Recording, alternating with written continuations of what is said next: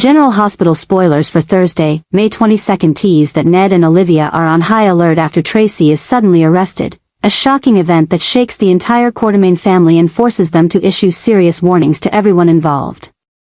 This isn't just about an individual being taken into custody, it's a clear sign of a quiet shift in the power structures of Port Charles. The fact that Tracy, a powerful and influential woman in both business and politics, was publicly handcuffed and taken away sends a strong message to Ned and Olivia: this is no ordinary investigation. It's a deliberate, premeditated move, very likely linked to forces aiming to reshape the entire structure of Quartermain influence. Ned immediately calls an emergency family meeting, during which he and Olivia deliver a stern warning. From now on, every move must be tightly controlled, every word carefully weighed. They believe Tracy is not the final target, but merely the first piece in a larger plan to take down the Quartermain's key figures. Olivia, with her sharp intuition and fierce protective instincts, starts re-examining Tracy's recent connections, from unexplained financial dealings and shadowy appearances at town council meetings to associations with potentially destabilizing outsiders. They soon realize that someone is trying to construct a model case, turning Tracy into a symbol of abuse of power, corruption, and manipulation. What alarms Ned and Olivia the most is the irrational and irregular nature of the situation. Tracy was taken without warning, without a public summons, without time to prepare a legal defense. Which convinces them that this was orchestrated by a powerful entity trying to send a chilling message to anyone who's ever stood at the top of the power ladder. They also notice how quickly the media coverage becomes biased, using slanderous language and distorted facts to turn Tracy from a symbol of strength into a suspect, a ghost of a dark past no one can verify. Ned, leveraging his position on the board and long-standing political ties, begins pulling every string he has. He meets with lawyers, reaches out to old allies in government, and quietly initiates an investigation into those who authorized Tracy's arrest. Meanwhile, Olivia handles media defense, ensuring that any news about Tracy is managed carefully, even hiring a dedicated PR team to be ready to strike back when needed. They know full well that if Tracy is swallowed by this crisis without a swift response, the Quartermains will lose their footing in Port Charles, and the legacy they've built over generations will be completely wiped out. The threat isn't only external, it begins surfacing within the family itself. Subtle dissenting voices, suspicious glances, and questions about whether Tracy may actually be guilty all start to chip away at their already fragile unity. Ned and Olivia now face battles on two fronts, against outside forces, and within their own family, where they must preserve trust and remind everyone that this is not the time for division, but for standing together to protect the woman who's always done whatever it takes for the family. With every passing moment, they know Tracy is facing a legal system being manipulated and twisted. Only their clarity, strength, and rapid response can save her from the tightening trap. Every move from here on is no longer a choice, but a matter of survival.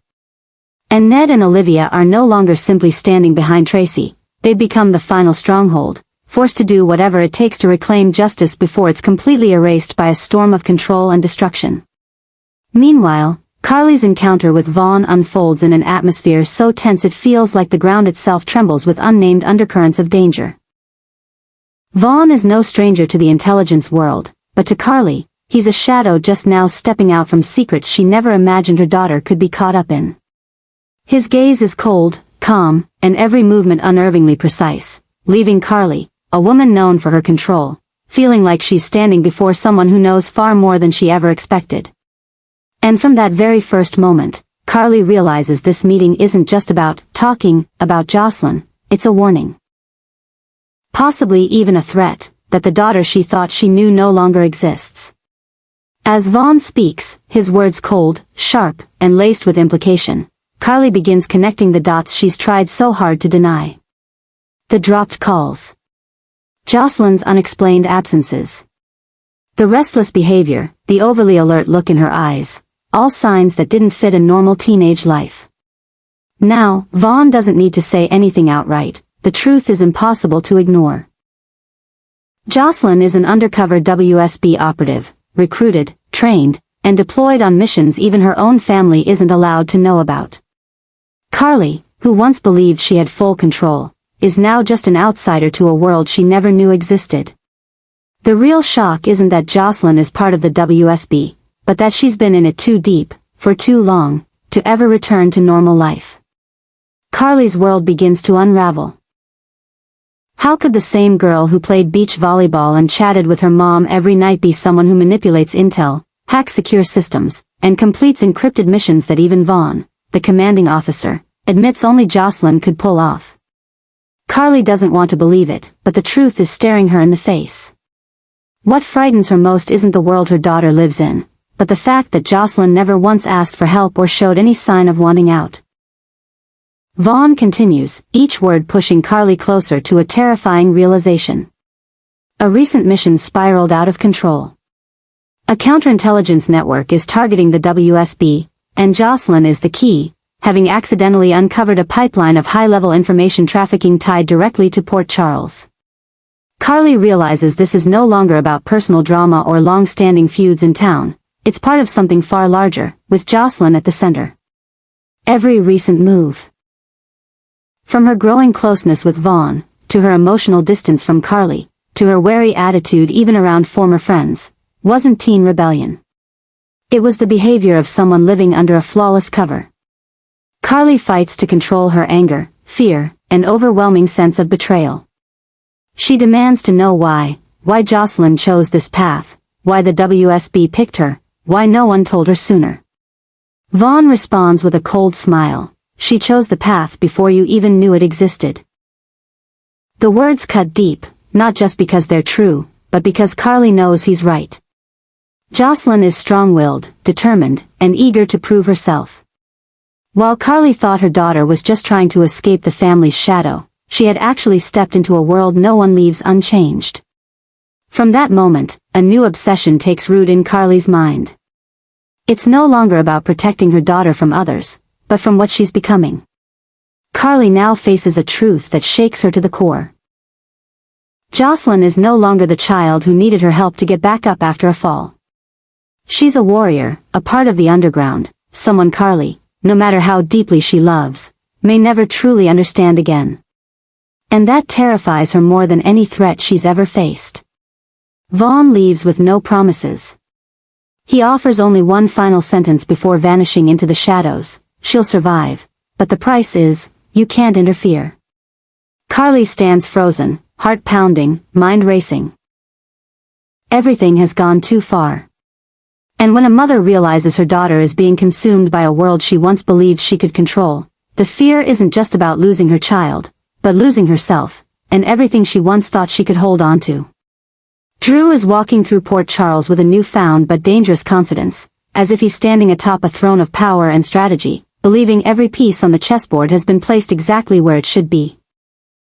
When Tracy was arrested, Drew didn't flinch. On the contrary, he saw it as a favorable sign, a solid stepping stone to expand his influence and solidify his role as the new central figure in a shifting power structure. With Tracy removed from the board, Drew thought he could quickly seize control of the contested assets, reinforce his alliance with Carly, and continue manipulating key decisions within the Quartermain family and the ELQ organization. But what Drew failed to anticipate, and what is now quietly unraveling his entire plan, is the return of Michael. Michael's resurgence wasn't a shock in form, but a deeper explosion, a chain reaction spreading faster than Drew can contain. Michael returns sharper than ever, armed with evidence of legal misconduct, hidden transactions, and worse, actions Drew took while Michael was still hospitalized in Germany. Such as pushing forward a divorce filing, seeking custody rights, and making questionable financial decisions in Michael's name. As these details start to surface, Drew's calm and confident exterior begins to crack. He never expected Michael, the man he once dismissed as emotionally driven and easily persuaded, to return as a cold, relentless opponent. Michael isn't here to negotiate. He's here with files, evidence, and a clear plan to reclaim what's his. And when Michael begins publicly questioning Drew's actions, not just before the ELQ board but also in front of lawyers and courts, Drew starts to realize that nothing is within his control anymore. What he thought were legal actions are now being re-evaluated under the light of manipulation and could be redefined as abuse of power, legal fraud, and violations of personal autonomy. The trouble for Drew is not only legal, it's also political and emotional. Those who once backed him are beginning to ask questions. Willow, who had tried to trust Drew as a stabilizing figure during Michael's absence, now feels betrayed. Even Carly, Drew's closest ally, is starting to waver as she sees Michael confront her directly, forcing her to choose between her partner and her son. The ELQ board, once united behind Drew's merger plans, is now fractured by the new revelations, and members of the Quartermain family are beginning to see Drew not as a hero, but as an opportunist. A sense of unease begins creeping into Drew's decisions. He tries to maintain the image of a composed, rational man, but deep down, he knows the collapse has begun. Michael is no longer the heir in waiting. He's a man who was cast aside, stripped of fatherhood, and silenced while someone else rewrote his life. Now, he's returned with one mission: to take it all back. And he's not alone. He has the backing of Sonny, Jason, and even those who were once neutral but now clearly see the truth behind the mask Drew so carefully constructed. Drew now faces not just Michael, but an entire system of his own misdeeds.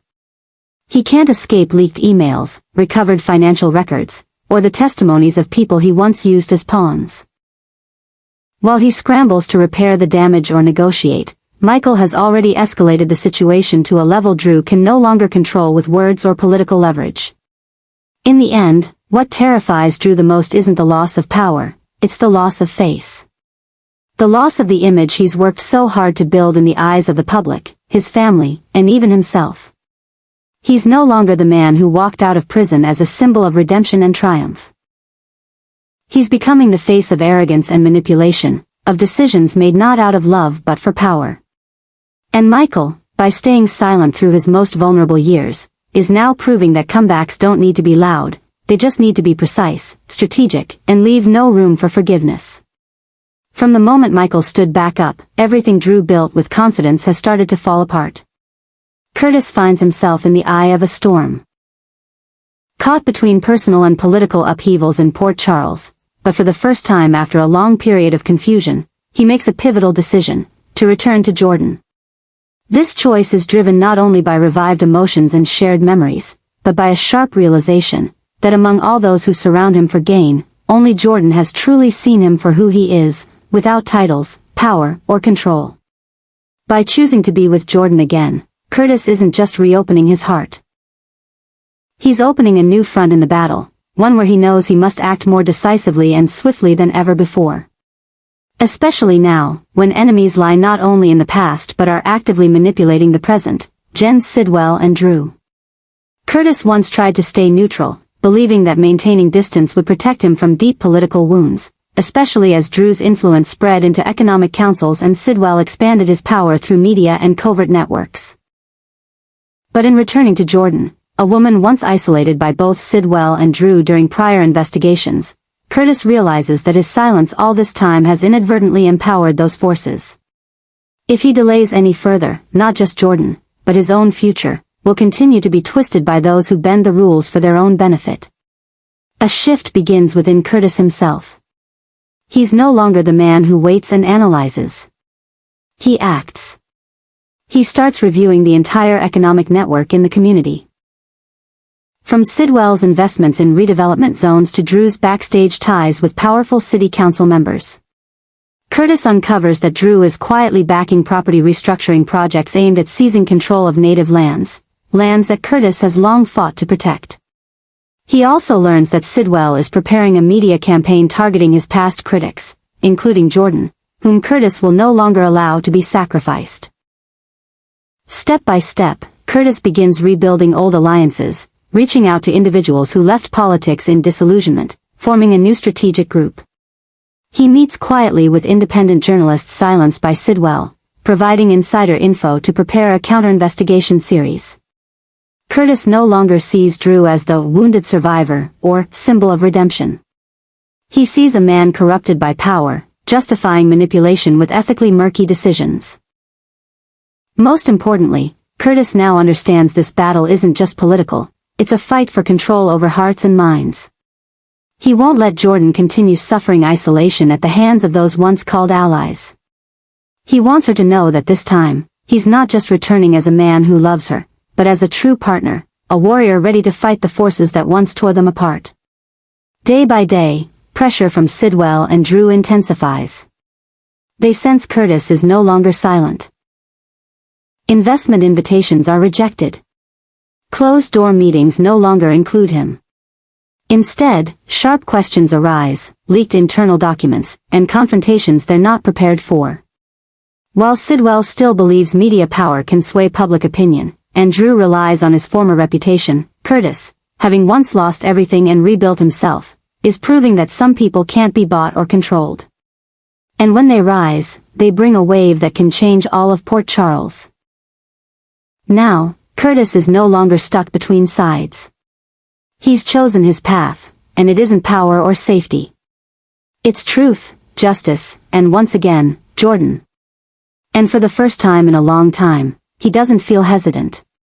He feels a firm belief that this is the battle he was born to win.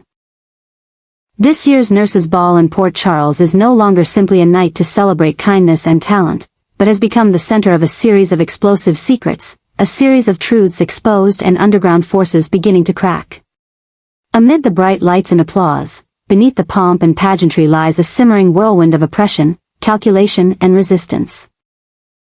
One of the most obvious characteristics of this year's ball is the change in control, when the forces that once ruled are gradually being exposed, and those who were once silent are now standing up with the truth as a sharp weapon that cannot be resisted.